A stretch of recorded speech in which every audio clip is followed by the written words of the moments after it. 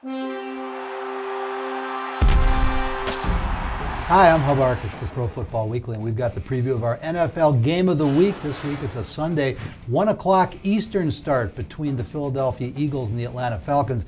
Senior editor Eric Edholm covers the NFC East for us. Dan Parr, our associate editor, has the NFC South. And Dan, I'll start with you because the Atlanta Falcons are 6-0. That's where we have to start. Yeah, they are coming off a bye week. This team, despite the record, you've seen some cracks in the armor. Matt Ryan, after starting out with a touchdown-interception ratio 8-1, first 3 games of the season, 6-5 in the second 3. Defensively, a lot of trouble stopping the run. Been very opportunistic, but this is not an elite group by any means. Well, and Eric, of course, all eyes are almost always on Mike Vick, but this week the TV cameras are going to be in search of Todd Bowles as well, I would think. New defensive coordinator taking over for Juan Castillo. You know, he's got to make this unit more aggressive and more effective when it does blitz.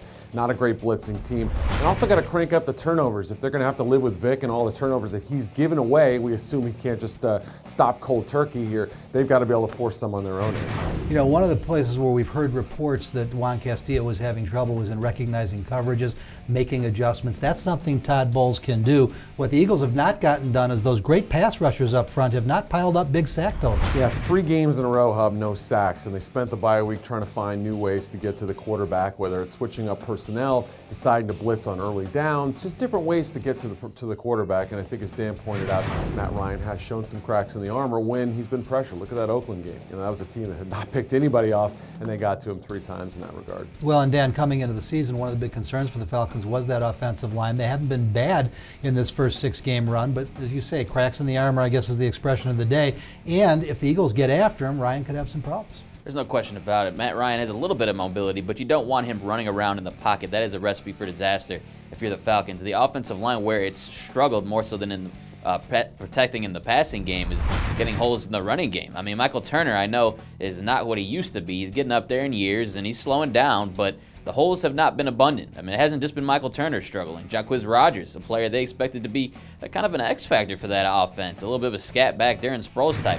Completely ineffective so far this season. If the Falcons could find a way to get that going against the Eagles, this offense goes to a whole new level. And one more point about Mike Vick is that, yeah, he's turned the ball over. He's taken a real beating. John Abraham, who had a very disappointing year last year, is looking like John Abraham again. That's right. He gets those sacks in bunches. All of a sudden, you'll see John Abraham just go off. Another guy playing really well on defensive line right now, Jonathan Babineau, getting a lot of pressure up the middle. Pariah Jerry's been a guy who's kind of never really lived up to expectations, but flashes every once in a while. There are some guys on that front 4 from the Falcons that do get after the quarterback, and of course, if Abraham's not doing it, though, you wonder where it's going to come from. And Eric, a new defensive coordinator, is not going to help the disaster that the Eagles' offensive line has been. It's been a terrible unit. I mean, they lost Jason Peters. You know, they lost their center for the year, Jason Kelsey, as well. And so, I mean, it's going to be one of these things where they mix and match again. Demetrius Bell is out. King Dunlap back in the lineup. If this, though, ever begged for a situation to run the football, it's right here. As Dan mentioned, over 140 yards a game allowed by those Falcons. You know, the Eagles want to control the clock a little better and avoid those turnovers. LaShawn McCoy might be getting a few more carries. It's prediction time. I don't know if that's what you're going to base your prediction on, but Eric, we'll let you go first. I know it's risky. I know it seems a little foolish, but I'm going to go with Mike Vick and the Falcons, or rather the Eagles, to beat the Falcons. It's his old team. He's motivated. He knows his job is on the line. Might have 1 turnover, but I don't think he has 2, and I think he plays one of his better games of the year. The only time the Falcons have lost in the regular season coming off a bye under Mike Smith, 2008, when they came off a bye and lost to the Eagles on the road. I don't think it happens again. I just don't trust Michael Vick to take care of the ball right now. And the way the Falcons' defense is playing, I think Mike Nolan will have a plan to get some of those takeaways that have been so crucial for them so far. You know, this is a really tough one to call, but I think at the end of the day, the Falcons, is there ever a team that actually needs a loss that it's good for them? I don't know if it's good for them, but you know about Matty Ice going on the road, so I'm going to go with you. I think the Eagles at home are the good pick here.